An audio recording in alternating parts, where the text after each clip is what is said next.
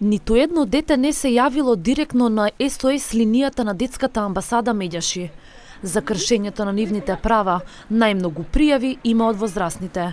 Според председателот на детската амбасада Медјаши, Драги Змијанац, тоа е затоа што немаат доверба во институциите кои треба да им го решат проблемот.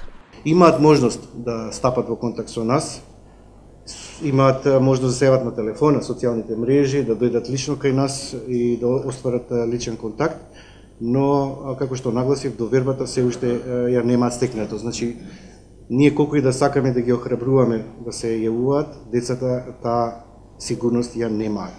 Исто така во одреден случај е спорна и анонимноста.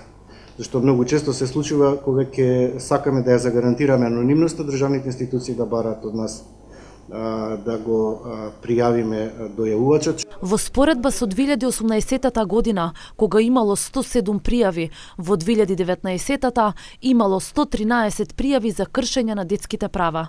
Институциите одговараат на пријавите, но мал број од случаите се решени. Имаме соработка или обраќање или консултирање со други надлежни институции, најчесто со Народниот правобранител, но и со центрите за социјална работа, некогаш се јавуваме и во училиштата.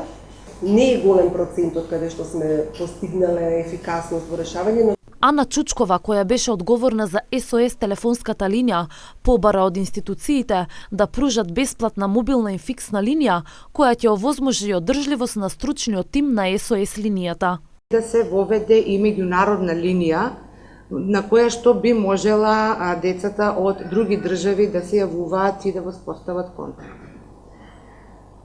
Би сакала да бидат опфатени и сметам дека добро би било да се опфатат и деца кои што имаат лични проблеми, значи не деца само кои што би требало да ги сврзуваме со надлежните институции. Најголем број на пријави од родителите имало кога владата донесе одлука за задолжително примање на вакцината МРП, а многу родители не можеа да ги носат нивните деца во градинки и училишта поради тоа што не ги вакцинирале децата.